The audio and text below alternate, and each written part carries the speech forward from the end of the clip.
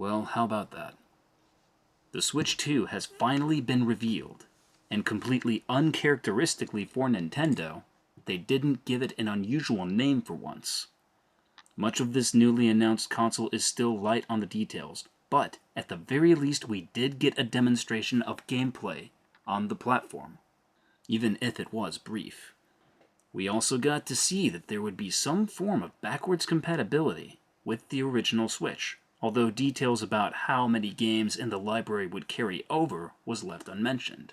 Nevertheless, we still don't know for sure what the final details are regarding the processing power of this device, in docked or portable mode. Still, enough information has been discerned that perhaps we can actually predict how this machine will behave. What kind of graphics can we expect? What kind of battery life? How many of NVIDIA's PC-specific features can we confidently say will be active on games developed for this machine?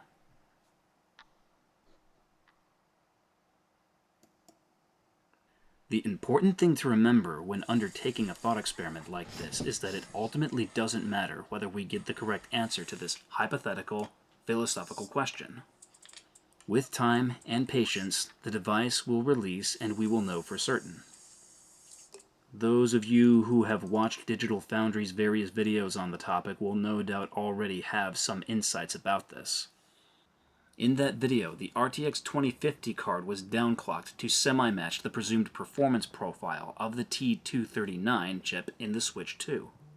The Hellblade 2 test on the Steam Deck, though, is probably the most revealing of all.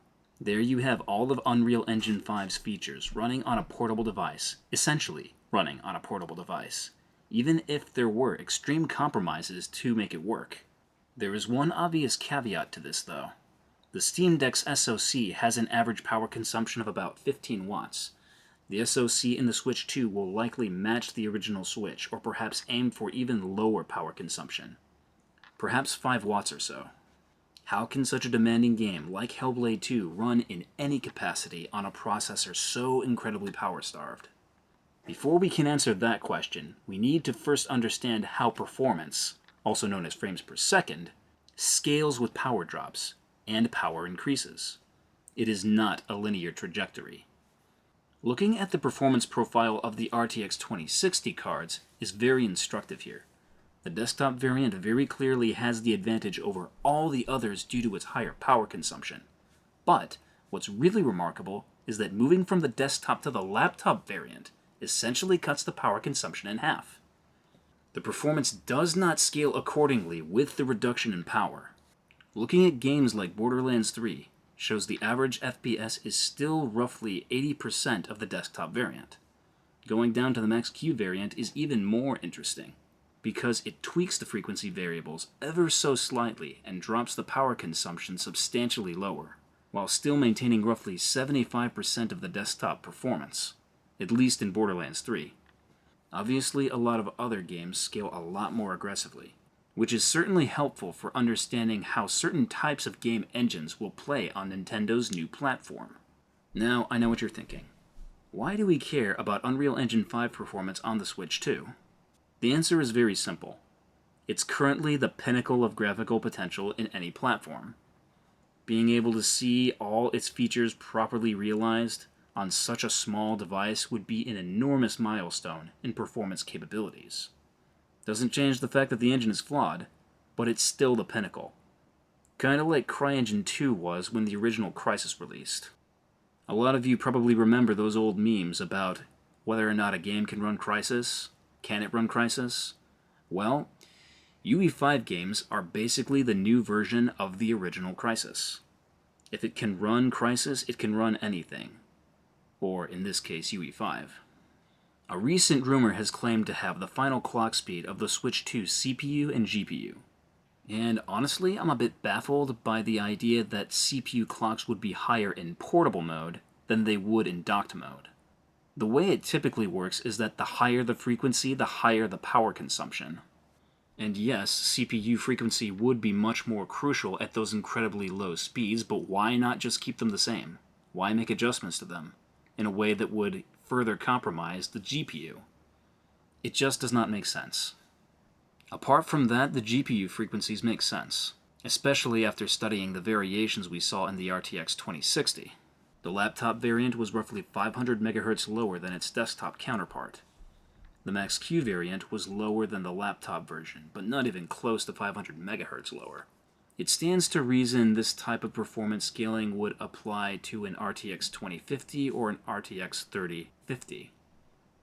At least the laptop variants. Both these laptop chips have a maximum power consumption of about 45 watts. But more often than not, they would sit around 35 watts.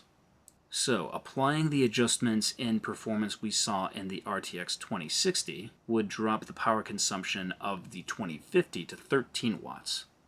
Still not really enough to meet the extreme demands of Nintendo's mobile console. So, how would performance go if we cut the power consumption to almost 5 watts? 50%? 40%? It's really hard to say. CPU performance throws another wrench into this discussion. The T239 is equipped with 8 A78C cores. It's not exactly clear how well they will scale in portable mode. It is possible to compare this, though, to the x86 equivalent parts.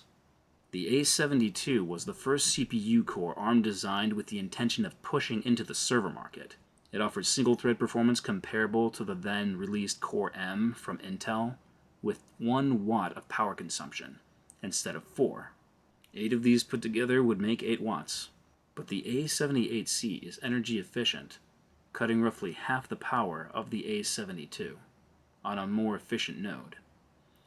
8 nanometer rather than 14, so that 8 watts quickly becomes 4 watts. Cutting the clock speeds down from 2.5 GHz to 2 GHz drops the power consumption even more.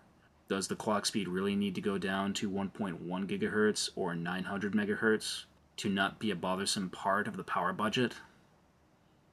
I suppose we'll find out in April. Perhaps for now, it would serve us best to look at all these potential variations. Back before the PlayStation 4 came out, I tried to imagine how good the graphics would look and what their respective frame rates would be. Crysis 3 came out a year before the release of the PlayStation 4 and Xbox One, and was the standard all other games were held to regarding graphical quality. It brought back the cutting-edge features and fidelity PC fans had grown accustomed to with the first game, and performed more like Crysis 2 than Crysis 1. The PlayStation 4 GPU is very similar to the Pitcairn GPU, which powered the Radeon HD 7870 and R7 270X. Basically the same card, just repackaged at a cheaper price for a later generation. These GPUs played Crysis 3 with an average frame rate of roughly 37 frames per second. The reduction in compute units and clock speed made to suit the PlayStation 4 spec dropped the frame rate to 27 frames per second. The Xbox One was very similar, but derived from the Bonnier GPU, not the Pitcairn. Its frame rate averaged around 19 frames per second. Also keep in mind this is how Crysis would be assumed to perform at very high settings on the PC when converted to the consoles, with 2x temporal supersampled anti-aliasing. The Xbox One had an output of 1.34 teraflops.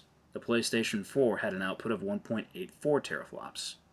The Switch, while docked, had an output of 393 gigaflops. By the time NVIDIA's Maxwell architecture came out, teraflops were already becoming a poor measure of performance. For the purposes of illustration, though, contrasting the flops of the Nintendo Switch with the PlayStation 4 suggests a frame rate of 4.69 frames per second, maybe 5.86, a 25% increase consistent with the performance advantage Maxwell GPUs had over Graphics Core Next GPUs with the same teraflops outputs. Also, please keep in mind that all these tests assume that Crysis is running with its maxed settings. I'm well aware that the Switch had a good version of Crysis running on it that looked superior to the Xbox 360 version and ran substantially better as well. That's very different from matching the capabilities of the best-looking game to come out in 2012. And I hope that illustrates the gap in capabilities that existed even if the feature set was the same. Now, it's also worth noting that God of War 4's minimum frame rate was the same as the average frame rate as Crysis 3 on the PlayStation 4. Not the remastered Crysis 3, but the original release in 2012. And the GPU that most closely resembles the GPU in the Switch's successor was able to play God of War with an average frame rate of 59.5 frames per second. By the way, that was the average for both the 2050 and the 3050 in laptop mode. And yes, there were variations in terms of high and lows and 1 percentiles, but those would more than likely disappear if there was a move from DirectX 11 to a lower level API, which the Switch 2 would certainly have.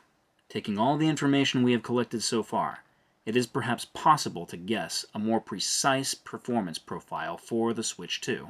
So let's cut the frame rate of God of War 4 to 40 and 50% of what the RTX 2050 can do. That gives us a frame rate of 23.8 and 29.75. Now, the PlayStation 5 was roughly 5.575 times faster in teraflops than the PlayStation 4, which means the performance would be in a ballpark increase of 27 to 150 frames per second. The performance is obviously higher because AMD even stated RDNA is at least 50% higher in instructions per clock than Graphics Core Next. Some of that performance does get washed out with the overhead of Microsoft Windows, though, and the DirectX 11 API. Nevertheless, the GPU that performed most similarly to the PlayStation 5 in real-world performance tests was the GTX 1080 Ti. And in Crysis 3, the average frame rate for the GTX 1080 Ti was 161 frames per second. And if The Matrix Awakens is to be taken seriously as a measure of the PlayStation 5's capabilities, it stands to reason that the cut-down performance of the 2050 divided by the frame rate of Crysis 3 would be the closest we can get to a prediction of performance for the Switch 2 in Unreal Engine 5. If you're wondering where these numbers came from, they came from a whole bunch of different performance tests charted by Digital Foundry and several other benchmarking sites. Also, all these benchmarks were measured from 1080p resolutions. All I'm doing is using them to cross-reference their performance profiles to get a slightly better idea of what the Switch 2 will be capable of in docked-in portable mode. Right now, we are guessing how portable mode will perform. So let's take the assumed frame rates of the Switch 2 divided by the frame rate of our surrogate PlayStation 5. The Matrix Awakens demo had a frame rate cap of 30 frames per second, but the resolution trended slightly above 1080p. So, if the resolution was capped at 1080p and the frame rate was uncapped, the average frame rate would be around 36 frames per second. So if we take the Switch 2 assumption number divided by the PlayStation 5 assumption number, and then we multiply that by 36, we come out with 5.3 and 6.6 frames per second. Now, here's the other trick to getting a better idea of how the game will perform, and it involves turning off temporal super resolution. Assuming that's actually possible in a game, which it most certainly will be for developers developing on the Switch, this is a bit complicated, because it has to be measured on a GPU by GPU basis. But the Coalition measured the runtime of this solution at 2.7 milliseconds, from 1440p up to 4K, and 2.23 milliseconds from 1080p up to 4K. At least on the Xbox Series X. I have no idea what it's like for the Series S. If rumors about the Switch 2's clock speed are correct, it will be about 1/4 the teraflops of the Series X. So if resolution scaling from a 50% input is 2.23 on the Series X, Switch 2 is probably going to be 8.92 milliseconds in portable mode. Portable mode will obviously be scaling up to 1080p, not 4K. But if the frequency is scaling down with the output resolution, then the performance cost is probably going to be the same. No, maybe not, but again, we're talking about a substantially lower clock speed, so it's still a safe bet. There's a pretty nifty equation you can do where you take 1000 milliseconds divided by the frames per second to get what each frame time in milliseconds will be. And then what you essentially do is you subtract what the input latency from the anti-aliasing pass would be, and that is what the raw frame rate would be. And it essentially amounts to a 10% increase in performance. So 5.3 and 6.6 become 5.8 and 7.3. Now, it's also fair to assume that there's going to be a performance benefit from Ampere's unique ray tracing capabilities. In other games, this would amount to something like a 50% performance increase on games like Metro Exodus or Battlefield 5. But it's also important to remember that even the hardware-enabled version of Lumen still uses a lot of the same techniques. So the performance benefit you get from hardware-accelerated ray tracing is reduced. If you look at the oldest versions of Unreal 5, Lumen has roughly a 7% cut in performance in hardware versus software, at least when you're using NVIDIA GPUs. If you're using AMD GPUs, it goes from 7 to 17, which is still better, but it does level the playing field a bit. And it's also important to remember that The Matrix Awakens was a hardware-accelerated ray tracing demo for Lumen. So it's probably safer to assume that a 12% increase would be a reasonable performance gain. Including this in our little equation would increase the frame rate from 5.8 to 6.5 and 7.3 to 8.2. The other interesting thing to take into consideration is mesh shading. It's really hard to say whether or not mesh shading yields a performance increase, partly because the Xbox Series S has mesh shaders, but the PlayStation 5 doesn't. Yet these two devices still perform relatively similar to one another on a compute level, suggesting that mesh shading by itself is not supremely beneficial, even in UE5. For the sake of entertaining the hypothetical, though, we could speculate that roughly a 10 to 15% increase in performance, or an average of 12.5, could be obtained. And that would increase the frame rates from 6.5 to 7.4, and 8.2 to 9.2.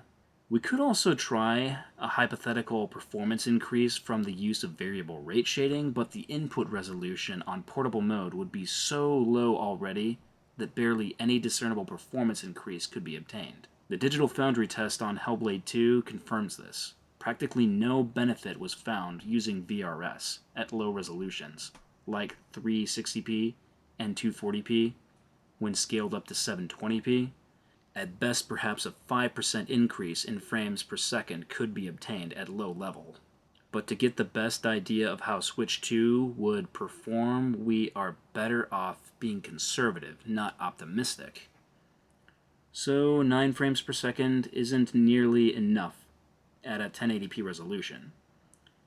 And The Matrix Awakens ran on a 5.0 version of the game engine.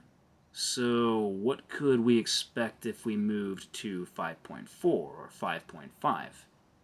Epic promised a doubling in frame rate in this specific demo. And again, Digital Foundry mostly confirms this to be correct. So let's just take them at their word. 7.4 times 2 becomes 14.8, and 9.2 becomes 18.5. Still not playable at 1080p. But what about with dynamic resolution scaling and DLSS?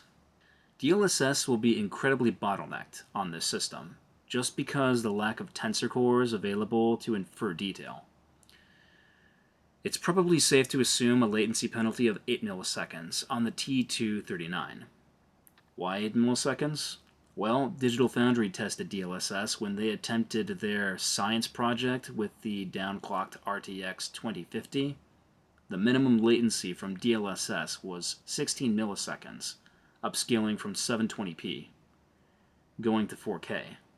Now, if you understand how frame times work, in order to get 16 frames per second in a 1000 millisecond frame, you need to be able to divide the 60 up evenly, and that means 16 frames per second ultimately has to fill a time slot of roughly 16.6 milliseconds. And that means the rest of the game would essentially need to run in less than a millisecond in order to fit within that time frame.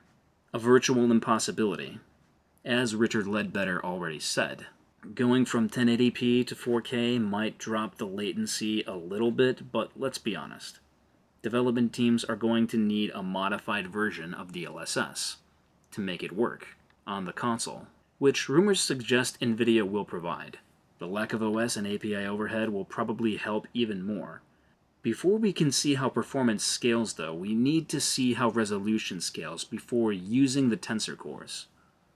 Now, going from 4K to 1440p increases frame rates by roughly 50%. Same with 1080p from 1440p. And it's similar with all other resolutions, although going from 1080p to 720p will get you a 55% performance increase. Regardless, we'll just round off to 50 to make the number a little more conservative. So, assuming the worst case scenario for performance, 1080p to 720p would take you from 14 frames per second to 22. 720p to 540p would take you from 22 to 33. Going from 540p to 360 would take you from 33 to 50. Now we just try to figure out how that 33 and 50 frames per second fits inside 1000 milliseconds. Remember, a second is 1000 milliseconds. And once you take the individual frame times plus the DLSS performance penalty, and then divide that by the 1000 milliseconds again, you get something around 26 frames per second, or 35 frames per second. At least for the worst case scenario, 40% performance mode. And then of course if we modify this inclusion to exclude a mesh shading performance increase potential, we get something like 32.79 frames per second.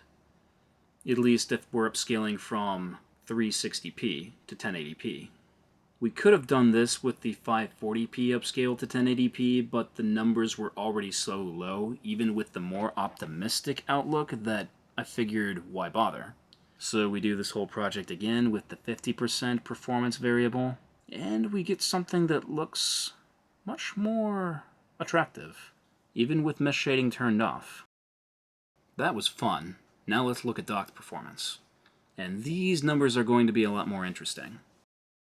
Also, just for kicks, I did decide to do a variant of this test with TSR left untouched.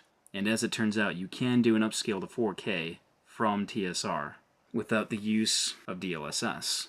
And it works out to be something like 30.78 frames per second on average, which was certainly a fascinating discovery.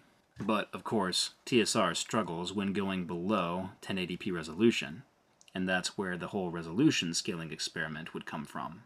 So we do this whole thing again, and we come out with something like 31 frames per second, upscaled from 1080p to 4K, so slightly higher than TSR. But then also if we go from 720p up to 4K, the numbers would be higher still.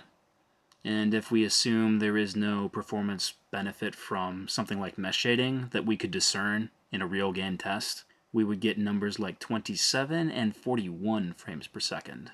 And then if we assume there's no variable rate shading as well this time, which there probably would since we're starting with a much higher input resolution, the numbers go down to 24 and 36 frames per second, which is still in the playable category. Okay, I need to make a correction. When I did these tests initially, I didn't take into account the SM reduction from 16 to 12, which, if performance reductions were linear, would be about a 75% reduction. I still decided to include them because it shows interesting variations that show potential. So let's see what this addition to the performance algorithm I came up with reveals about the soon-to-be-released Switch 2. And if we do this whole algorithm again with the reduction that I forgot to include last time, in docked mode, then 1080p upscaled to 4K gets you roughly 23 frames per second, at least assuming the most optimistic outlook, which would include not just ray tracing benefits, but then also an increase of 12.5% from mesh shading, and then an increase in 12.5% from variable rate shading. But if we assume there is no performance benefit from mesh shading, that would come out to be about 20 frames per second. And this number is probably the most realistic. If we look at a lot of other games that have used variable rate shading, there have been some very notable examples that had dramatic performance increases. Well, if you consider 10 to 15% dramatic. Probably the best example was the one that was used in Call of Duty, and then the other in Doom Eternal. And the degradations to image quality were very, very hard to spot. Now, if we drop the resolution down to 720p, all of a sudden we do actually have a playable game. But again, if we assume there is no discernible benefit from having mesh shaders, then the performance win goes from 34.97 to 31.08, which is still in the playable range, but just barely so. If we assumed that the game didn't use variable rate shading, that number would go from 31 to 27. Now, in portable mode, because we had two potential possibilities we wanted to account for, we took a look at them both, and the outcome was very bleak. 1080p upscaled from 540p was 19 frames per second, even in the most optimistic outlook. So why bother with the others? At 1080p from 360p, the performance increases went to 26 frames per second at the most optimistic, and without mesh shading they were 24 frames per second. Not enough to have a playable game. But the other variation suggested that 1080p from 540p would be closer to 23 frames per second. So, if we're being really honest, there is no real way to play the Matrix Awakens demo, at least the PlayStation 5 version, on the Switch 2 at 1080p upscaled from 360p. The most realistic outlook we have for how that game would perform comes out at 28 frames per second. At least, that's assuming we use something like TSR or DLSS. But what if we just used TAAU, the upscaling variant of UE5's temporal anti-aliasing? Well, if we did that, the frame rates would alter radically. All of a sudden, the worst-case scenario becomes tangibly playable, even if it would be extremely blurry. And this is for the worst-case scenario, too. In the more optimistic version of this test, it looks more like 39 frames per second, not 32. Which means, yes, it is actually possible to play UE5 in docked and portable mode, even if there will be extreme limitations due to resolution. I think it's worth pausing for a moment to point out something very important. The 1080p resolution actually compromises the Switch 2's ability to reach its target frame rate. It really makes me hope that Nintendo doesn't go with a 1080p screen for the Switch 2 and instead does 720p like it did the previous time. It would just make everything so much easier for everyone trying to make their games on the platform. Now, there is one thing I intentionally left out of these compilations. Optimization. Resolution scaling and variable rate shading are optimization tools, sure, but they don't require thoughtfully going back through each line of code to make adjustments. When the Coalition discussed optimization for the Series X to get 60 frames per second, they were starting from a 46 frames per second performance profile at a variable resolution that bottomed out at 50% input resolution, which was roughly 1080p. They needed a 33% optimization to reach a locked 60 FPS. It's also important to note that the version of UE5 working on Switch 2 is probably altered substantially to make it work properly with the ARM instruction set. But the real question to ask is it possible to optimize the same way on the Switch 2 in a more mature version of the game engine? I think the answer is yes, especially with NVIDIA's unique feature set backing them up. They can probably optimize more aggressively too if they decide to go into assembly language. Yes, I'm aware assembly code is tough to write compared to C family languages, but ARM is much more straightforward than x86. Like the PowerPC architecture that was used in the Xbox 360 and PlayStation 3. Even without using assembly code, I think a 50% performance increase from optimization is possible. But, and this is a big but, most developers don't stand a chance at optimizing UE5 to that level.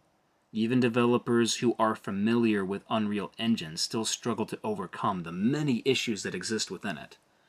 So most Switch 2 versions of UE5 games will probably have at least one of the three sacred pillars of Unreal Engine 5 disabled. and Lumen will more than likely be the feature that gets disabled first. Somewhere out there, though, someone will attempt an uncompromised version of UE5 on the Switch 2, and succeed.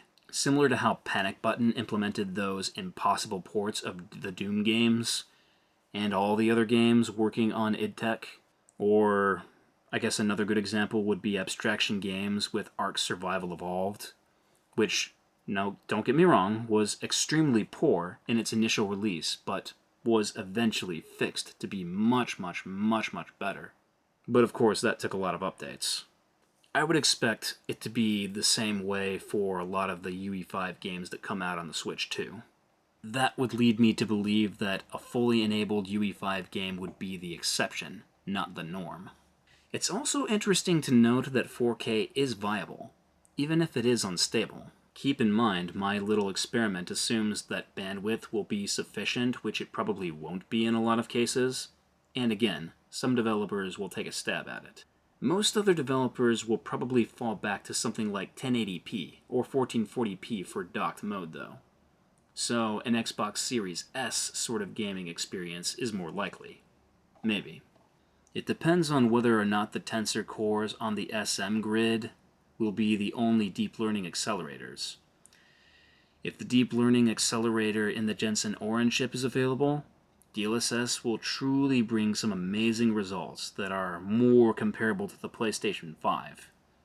Of course, we've seen some games with some very bad image quality on the PlayStation 5, so in some cases that might not be a compliment. And I say Series S initially and not PlayStation 4 Pro because the feature set in the Switch 2 is much more comparable to the Series S, even if the CPU clock speed is lower and the GPU weaker. They both support ray tracing, mesh shading, variable rate shading, and limited machine learning. So if the Switch 2 aims to output resolutions at 1080p and 1440p, it'll fit in just fine alongside the other consoles on offer.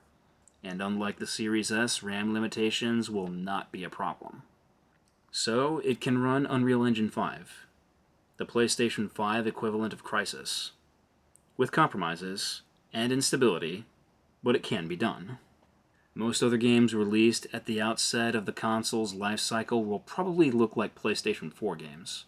As developers begin to take advantage of the more modern feature set, the ability to scale performance will rise. God of War 4, for instance, if the game were remade from scratch to take advantage of mesh shading though, the frame rate would probably double. If you've ever looked at the mesh shading demos that exist, they claim the ability to render vast amounts of polygons, increasing to 1300%. That's just one aspect of the GPU pipeline though. Every other step still takes time to complete. So, 1300x probably won't be the number we see. We'll probably see more like a doubling of frame rate, assuming graphical qualities stay the same rather than increasing. Now, mesh shading has two fundamental advantages over traditional rasterization, though. One, it substantially reduces the rendering pipeline from 5 to 10 steps to everything suddenly being done with meshlets, or a function executed by compute in parallel. Two, it allows developers to cull details not appearing on screen much more aggressively, as a function of hardware now, rather than software. Because, let's be honest, geometry culling has been an optimization tool in games since the dawn of the third generation. There are some fundamental differences between this hardware version and the software versions in older versions of most game engines.